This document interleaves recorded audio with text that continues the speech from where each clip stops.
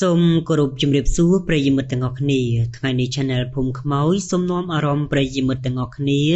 ទៅស្ដាប់រឿងនិទានមួយដែលតាក់ទងទៅនឹងរឿងមិត្តភក្តិ4នាក់ជាប់នៅលើកោះដូច្នេះដើម្បីចង់ដឹងថាដំណើរដើមតងនៃរឿងនោះមានរឿងរ៉ាវយ៉ាងណាខ្លះតោះយើងទៅស្ដាប់ទាំងអស់គ្នា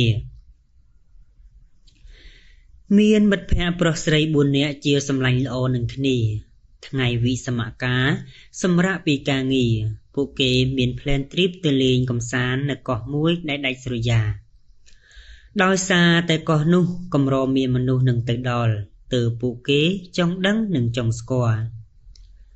បន្ទាប់ពីបានដាក់ plan រួចពួកគេក៏បានរៀបចំអីវ៉ាន់ផ្សេងដែលត្រៀមសម្រាប់ដំណើរកម្សាន្តរយៈពេល2យប់3ថ្ងៃ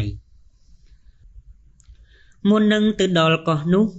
ពួកគេត្រូវជិះទូកឆ្លងកាត់សមុទ្រអស់ជាច្រើនម៉ោងទៀតទើបទៅដល់ពួកគេក៏បានឆ្លងទៅដល់កណ្ដាលសមុទ្រដ៏ធំល្វឹងល្វើយអមទៅដោយទឹកក្រឡកបក់បោកគួរឲ្យភ័យខ្លាចបន្ទាប់ពីឆ្លងសមុទ្រអស់រយៈពេល4ម៉ោងជាងពួកគេក៏បានទៅដល់កោះនោះដោយសុខសុវត្ថិភាពពួកគេក៏បានរៀបចំបោះតង់ដើម្បីសម្រាកអ្នកបើកទូកចម្លងក៏ធ្វើដំណើរត្រឡប់ទៅវិញតែជាអកុសល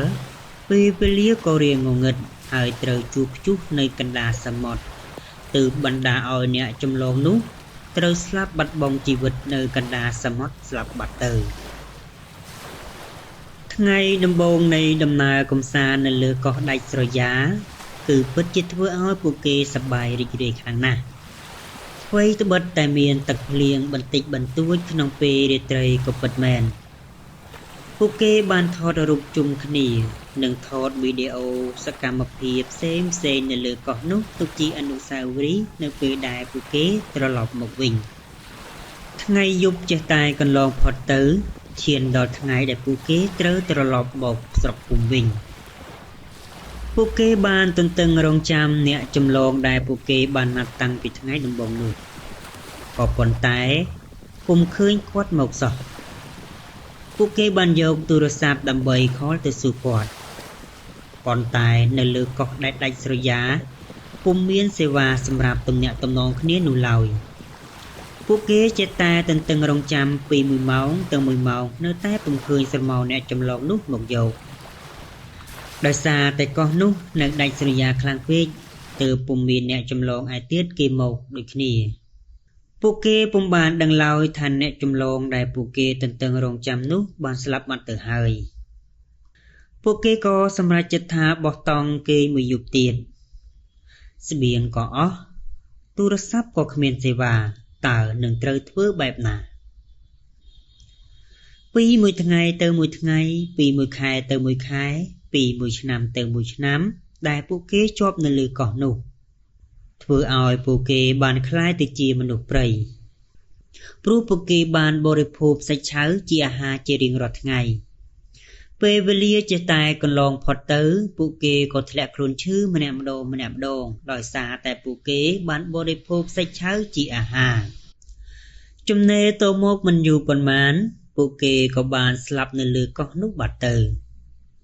ចំណែកឯក្រុមគ្រួសារសាច់ញាតិរបស់គេបានប្រើគ្រប់មធ្យោបាយដើម្បីស្វែងរកពួកគេតែនៅតែរកពុំទាន់ឃើញមធ្យោបាយចុងក្រោយពួកគេបានជួលអធិបច្ចៈដើម្បីរុករកតាមព្រៃភ្នំនិងតាមកោះនានានៅទីបំផុតគេបានឃើញកោះមួយគួរឲ្យសង្ស័យហើយក៏បានចុះអធិបច្ចៈនៅលើកោះនោះគេបានប្រទះឃើញសាកសពមនុស្ស4នាក់